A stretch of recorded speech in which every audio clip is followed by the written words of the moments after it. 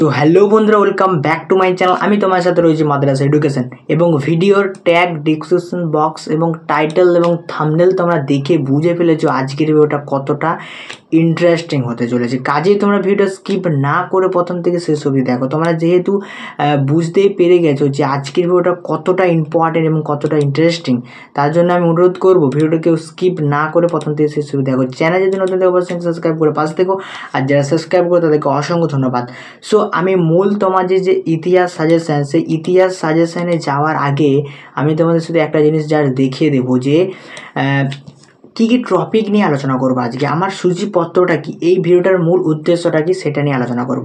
দেখো, তোমাদের ইতিহাসে মোট কটা ইউনিট রয়েছে না, মোট দুটো তোমাদের কিন্তু ইউনিট রয়েছে। প্রথম ইউনিটের কটা চ্যাপ্টার না, প্রথম ইউনিটের আবার 3টে চ্যাপ্টার রয়েছে। একটা হচ্ছে পর্যটকদের বিবরণ, আর একটা হচ্ছে সংস্কৃতি মানে মিশ্র সংস্কৃতি, একটা হচ্ছে সামাজিক রাজধানী। এই 3টে ইউনিট থেকে মোট তোমাদের কতগুলো প্রশ্ন আলোচনা করাবে? মোট তোমাদের এখান থেকে 90টার মতো কিন্তু প্রশ্ন আলোচনা করে তোমরা দেখিয়ে নিচ্ছ আলোচনা করা হচ্ছে। তারপরে তোমাদের ইউনিট 2-এ আবার দুটো চ্যাপ্টার রয়েছে। ঔপনিবেশিক নিয়ন্ত্রণ থেকে 40টা প্রশ্ন এবং ঊনবিংশ ও বিংশ শতাব্দীর ঔপনিবেশিক সাম্রাজ্যবাদ থেকে 78টা প্রশ্ন আলোচনা করা হচ্ছে। অর্থাৎ দুটো চ্যাপ্টারের টোটাল 200টা প্লাস কিন্তু প্রশ্ন আলোচনা করা হবে। কাজে ভিডিও স্কিপ না করে তোমরা শেষ অবধি দেখো। আশা করি এই 200টা প্রশ্ন যদি পরীক্ষার আগে প্র্যাকটিস করে যেতে পারো, তোমরা এখান থেকে কমন পাবে। আর যারা পিডিএফ ফাইলটা নিতে চাইছো, মাত্র 39 টাকা। কত টাকা না 39, মাত্র 39-এর বিনিময়ে, মাত্র 39 টাকার বিনিময়ে যারা পিডিএফ ফাইলটা নিতে চাইছো, সম্পূর্ণ পিডিএফ ফাইলটা, অবশ্যই তারা ডিসক্রিপশন বক্সের নাম্বার আমার সাথে কিন্তু যোগাযোগ করতে পারো। শুধুমাত্র ইতিহাস নয়, সংস্কৃত, দর্শন, রাষ্ট্রবিজ্ঞান, প্রায় প্রত্যেকটা সাবজেক্ট এরকম কমপ্লিট পিডিএফ ফাইল করা রয়েছে। যারা নিতে চাইছো অবশ্যই আমার সাথে কিন্তু যোগাযোগ করো।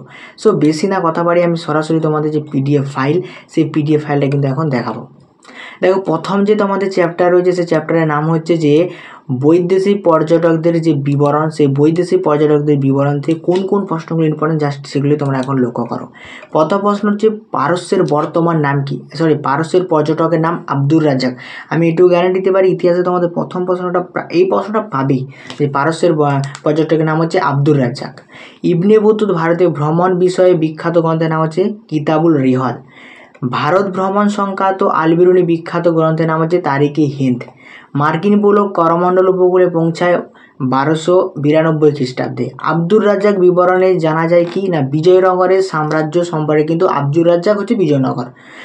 দ্বিতীয় দেবরায় রাজত্বকাল ও অর্থনীতি সমৃদ্ধ বর্ণনা দেয় আব্দুর রাজ্জাক। সম্রাট শাহজাহানের আমলে প্রশাসনিক কাঠামো বিষয়ে লিখিয়েছিলেন বার্নিয়ে। আব্দুর রাজ্জাকের বিবরণে সাম্রাজ্য বন্দরের সংখ্যা কয়টি? 250টি।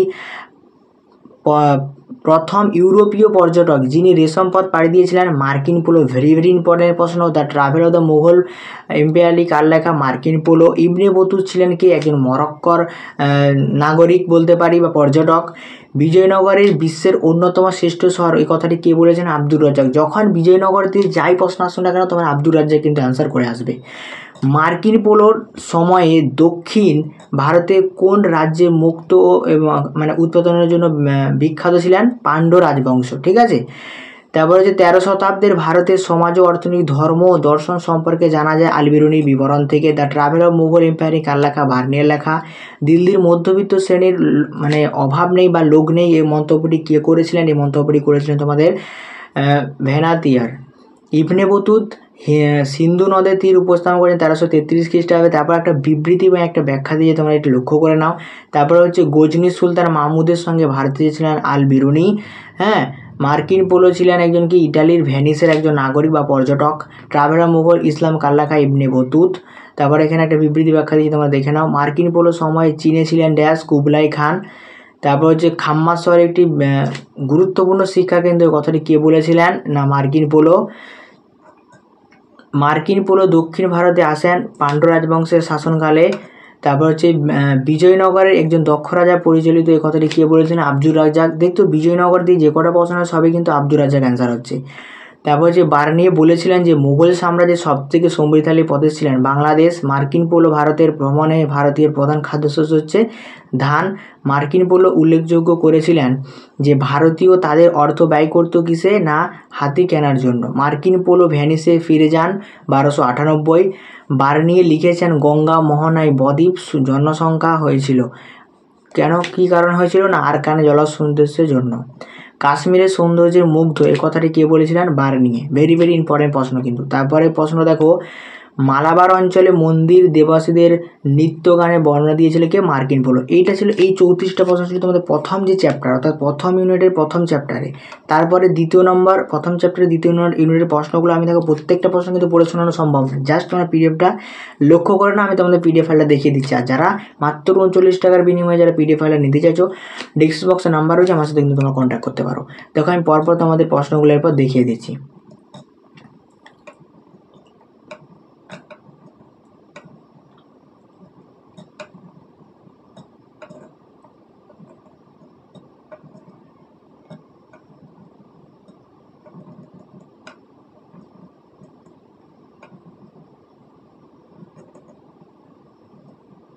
কোনো প্রশ্ন যদি বুঝতে অসুবিধা হয় অবশ্যই ডিসক্রিপশন বক্সে নাম্বার রয়েছে, আমার সাথে কিন্তু তোমরা যোগাযোগ করতে পারো।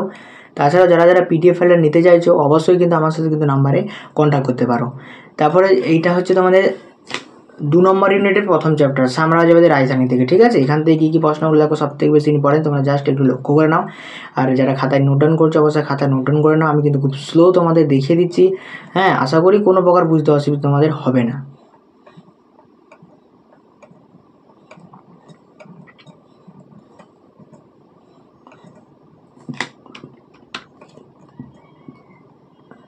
তারপরে হচ্ছে শেষ যে তোমাদের চ্যাপ্টার রয়েছে সেটা হচ্ছে ঊনবিংশ শতকের উপনিবেশিক সাম্রাজ্যবাদ, ঠিক আছে। এখান থেকে দেখো কোন কোন প্রশ্নগুলো ইম্পর্টেন্ট।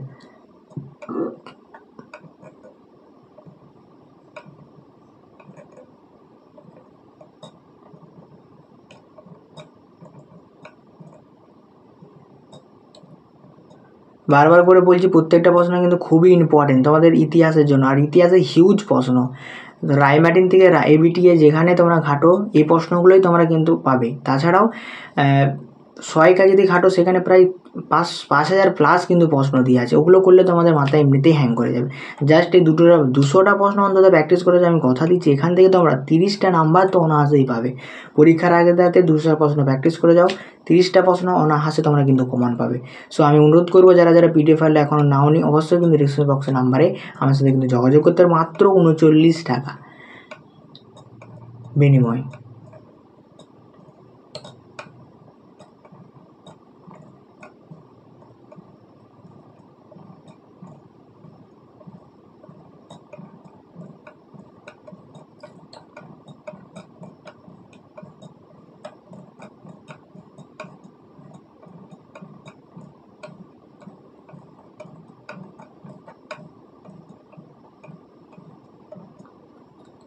পরবর্তী কোন সাজেশনের উপর ভিডিও আনবে যদি কোনো বলতে তাহলে খুব ভালো হতো। পরবর্তী বিষয়ে কোন বিষয়ের উপর সাজেশন তোমাদের লাগবে তোমরা অবশ্যই কিন্তু কমেন্ট করে জানিও।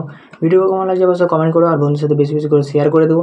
চ্যানেল যদি নতুন হবে অনুরোধ চ্যানেলটা অবশ্যই সাবস্ক্রাইব করে পাশে থেকেও, তোমাদের সাপোর্ট এই মুহূর্তে খুব খুব প্রয়োজন।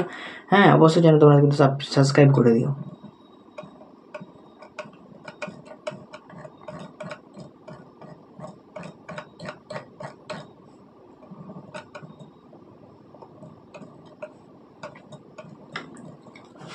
সো নেক্সট আবার তোমাদের পরবর্তী ভিডিও নিয়ে দেখাবে রাষ্ট্রবিজ্ঞান সাজেশন নিয়ে।